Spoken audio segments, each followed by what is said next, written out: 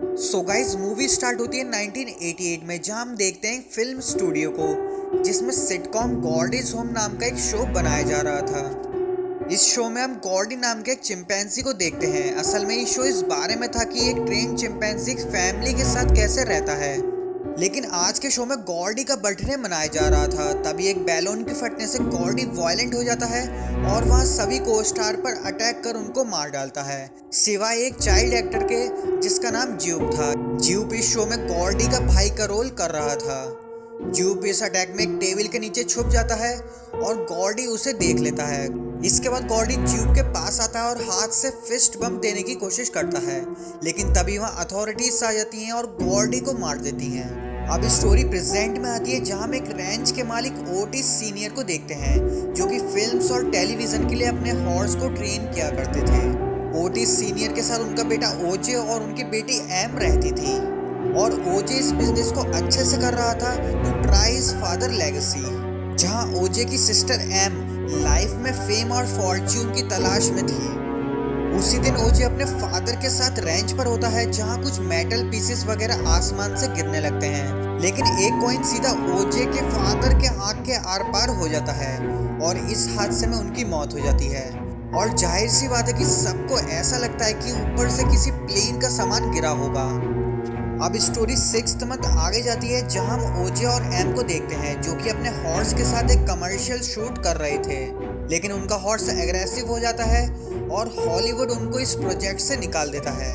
और पैसों की दिक्कत से ओजे को अपने कई horse near by theme park में सेल करने पड़ते हैं। और मैं आपको बता दूं कि इस थीम पार्क को ज्यूप चला रहा था। ज्यूप वही लड़का था जो 1988 में गॉर्डी के अटैक से बच गया था। और ज्यूप थीम पार्क में गॉर्डी मैस्केयर की स्टोरी को प्रॉफिट के लिए बड़ा चढ़ाकर बताता था, ताकि लोग इंटरेस्ट लें और उसका थीम पार्क कहीं बंद ना हो जाए। इसी रात ओजे और एम नोटिस करते हैं कि उनके घर की लाइट फ्लक्चुएटिंग हो रही थी और उनके हॉर्स अजीब बिहेव कर रहे थे किसी अननोन प्रेजेंस की वजह से। एंड उनका एक घोड़ा भी भाग जाता है और गायब हो जाता है।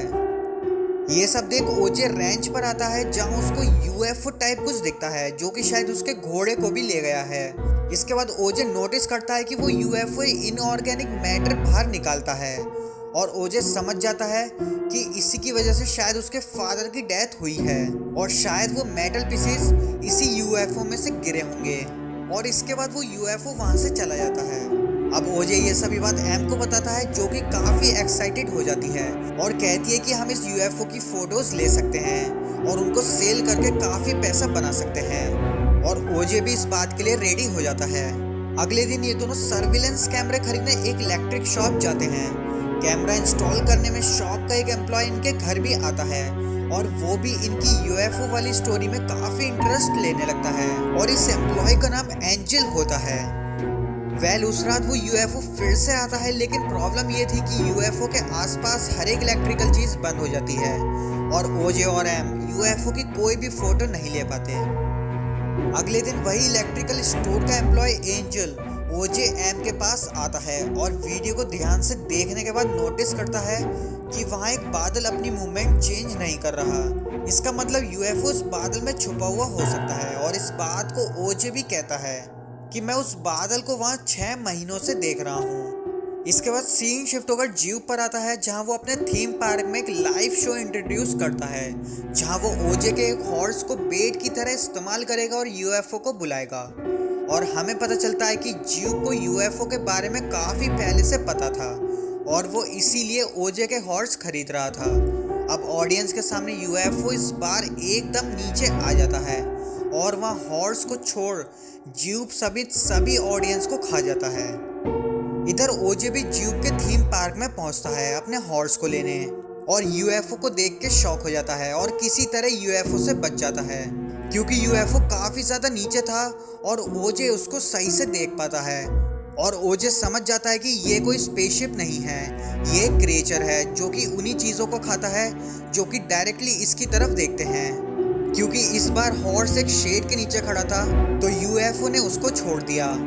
एंड हम मूवी में आगे देखते हैं कि उसी रात ये क्रिएचर ओजे के घर के ऊपर आता है और बहुत सारा ब्लड और मेटल के टुकड़े डंप करता है और देखने से ऐसा लगता है कि इस क्रिएचर का पेट सही नहीं है। क्योंकि थीम पार्क में स्क्रेचर ने एक घोड़े के स्टैचू को भी निगल लिया था, तो वो स्टैचू सीधा नीचे आकर ओजे की कार पर गिरता है। सो हमें पता चलता है कि ये क्रिएचर से मीट ही डाइजेस्ट कर सकता है। एंड ओजे, एंजिल और एम इस क्रिएचर का नाम जीन जैकेट रखते हैं।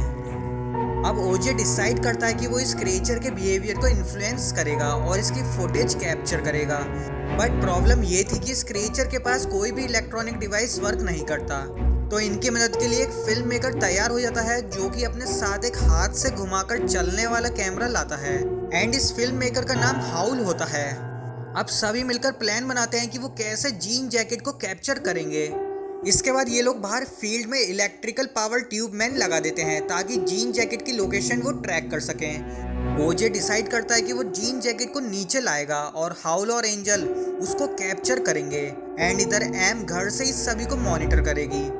इसके बाद ओजे अपने हॉर्स को लेकर फील्ड में जा ही रहा होता है, तभी वहाँ एक रिपोर्टर अपनी इलेक्ट्रिक बाइक पर आ जाता है। वो रिपोर्टर जीन जैकेट को रिकॉर्ड करना चाहता था, बट एम उस रिपोर्टर को मना करती है। बट वो किसी की बात नहीं सुनता और वो अपनी इलेक्ट्रिक बाइक से जीन जैकेट की तरफ बढ़ता है। बट बीच में ही उसकी बाइक बंद हो जाती है और वो वहाँ गिर जाता है, जहाँ हम देखते हैं कि ओजे के बचाने से पहले ही जीन जैकेट तेजी से नीचे आता है और रिपोर्टर को खा जाता है। ये सभी इंसिडेंट होस्ट अपने कैमरे में कैप्चर कर लेता है, बट वो एक इम्पॉसिबल शॉट लेना चाहता था और उसी चक्कर में वो शेड से बाहर आ जाता है, जहाँ जीन जैकेट उसे भी मार डालता है और उसके कैप्चर करे हुए फुटेज भी बर्बाद हो जाते हैं। एंड इस समय एंजल किसी तरह जीन जैकेट से बाल बाल बचता है। इसके अगले ही सीन में हम जीन जैकेट को देखते हैं, जो कि अपने सॉसर लाइक शेप से जेलीफिश शेप में कन्वर्ट हो जाता है और देखने से ऐसा लगता है जैसे कि उसने अपनी लेयर्स ओपन कर ली हो, लाइक अ एयर बलून। डैन ओजे जानकर डायरेक्टली जीन जैकेट को देखता है, ताकि एम वहां पड़ी बाइक को उठाकर वहां से निकल सके। एम बाइक से उस थीम पार्क तक पहुंच जाती है, जहां पार्क में एक काफी बड़ा हीलियम बलून दिखता है और वो उसे उड़ा देती है। बैलून को देख जीन जैकेट उसे खाने के लिए आगे बढ़ता है और बैलून खाने से ठीक पहले एम वहां थीम पार्क में एक एनालॉग कैमरा से जीन जैकेट की तस्वीर ले लेती है। इसके बाद जीन जैकेट उस हीलियम बलून को खा जाता है, लेकिन तभी उसमें एक एक्सप्लोजन हो जाता है और जीन जैकेट वहीं मर जाता है। एंड मूवी के आखिरी सीन में एम थीम पार्क के बाहर ओजे को देखती है और उसे देख काफी खुश होती है और इसी के साथ ये मूवी यहीं एंड हो जाती है।